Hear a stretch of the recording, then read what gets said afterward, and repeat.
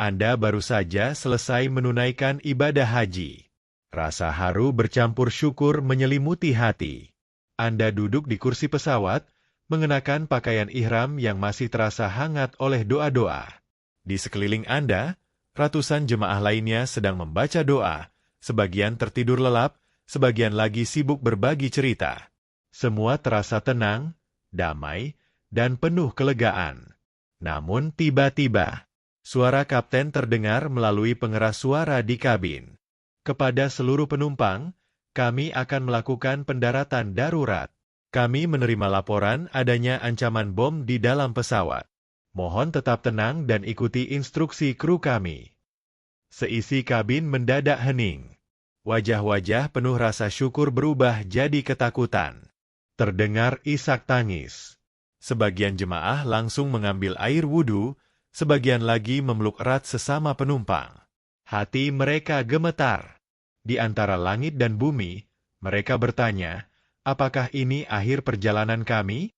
Itulah situasi mencekam yang terjadi pada penerbangan Saudi Airlines dengan nomor SV872 yang membawa 442 jemaah haji asal Aceh pada hari Senin, 17 Juni 2024.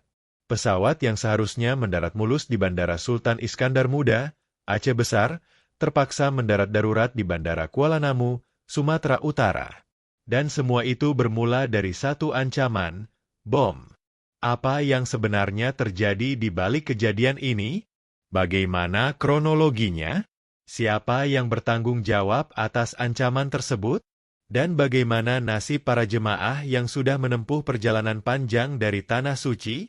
Simak penjelasan lengkapnya hanya di video ini. Sebelum kita lanjut, jangan lupa klik tombol subscribe dan aktifkan loncengnya. Dukungan Anda sangat berarti agar kami bisa terus menghadirkan konten-konten informatif, menyentuh, dan penuh hikmah seperti ini. Jika Anda pernah mengalami pengalaman menegangkan saat naik pesawat, apalagi sepulang dari haji atau umrah, tulis kisah Anda di kolom komentar. Kita berbagi dan belajar bersama. Pesawat Saudi Airlines SV872 mengangkut 442 jemaah haji asal Aceh yang tergabung dalam kloter BTJ-10. Mereka berangkat dari Bandara Internasional King Abdulaziz di Jeddah, Arab Saudi. Penerbangan menuju tanah air ini merupakan bagian dari fase pemulangan jemaah haji yang dimulai pasca puncak haji di Arafah, Musdalifah, dan Mina. Seperti biasa, perjalanan ini seharusnya berjalan lancar. Para jemaah dijadwalkan tiba di Bandara Sultan Iskandar Muda, Blang Bintang, Aceh Besar. Banyak keluarga sudah menanti dengan sukacita. Tapi takdir berkata lain. Dalam perjalanan, tepatnya saat pesawat memasuki wilayah udara Indonesia, pilot mendapat laporan dari pihak keamanan maskapai di Jeddah. Ada email anonim yang masuk ke sistem internal, menyatakan bahwa pesawat SV872 membawa bom dan akan meledak sebelum mendarat. Meski ancaman ini belum bisa dipastikan kebenarannya, namun protokol penerbangan internasional menuntut tindakan serius. Nyawa ratusan jemaah tidak bisa dipertaruhkan. Pilot pun langsung menghubungi Air Traffic Control ATC dan memutuskan untuk melakukan pendaratan darurat. Bandara Internasional Kuala Namu, yang memiliki fasilitas keamanan lengkap dan runway memadai, dipilih sebagai lokasi pendaratan. Sekitar pukul 11.36 WIB, pesawat Saudi Airlines mendarat dengan pengawalan ketat di Bandara Kuala Namu. Petugas TNI Angkatan Udara, Polri, tim Gegana, hingga petugas Basarnas langsung dikerahkan. Seluruh jemaah diminta tetap di tempat masing-masing sementara tim keamanan mengelilingi pesawat. Kemudian satu persatu jemaah dievakuasi dengan tertib. Barang bawaan ditinggalkan di pesawat.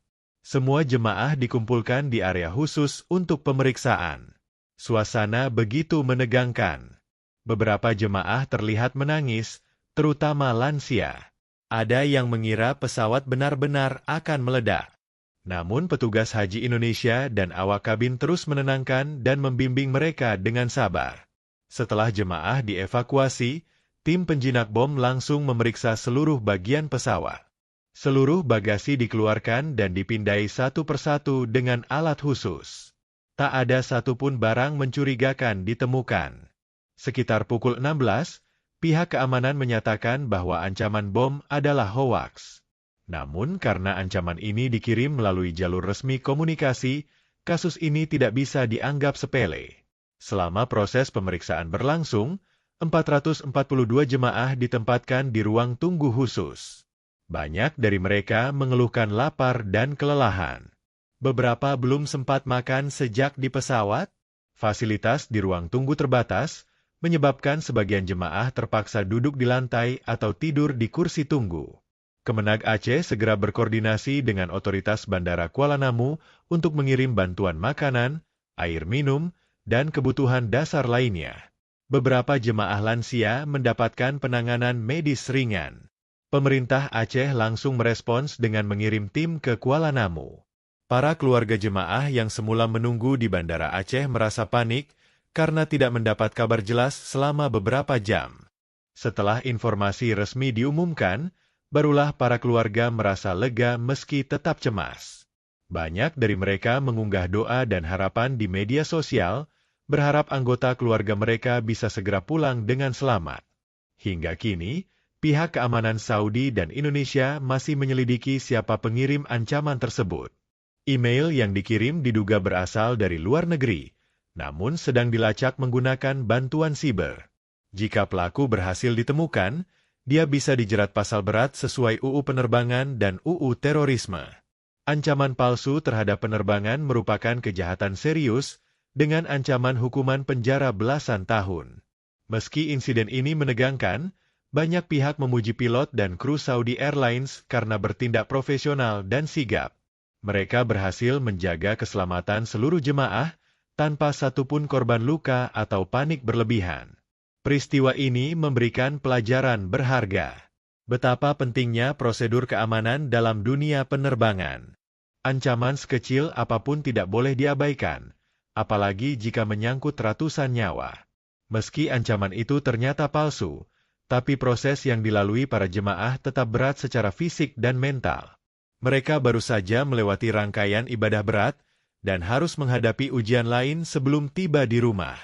Kita juga belajar bahwa dunia digital bisa digunakan untuk kejahatan, dan kita semua bertanggung jawab untuk menjaga ruang maya tetap aman dan sehat. Jika Anda merasa video ini bermanfaat, silakan tekan tombol subscribe sekarang juga.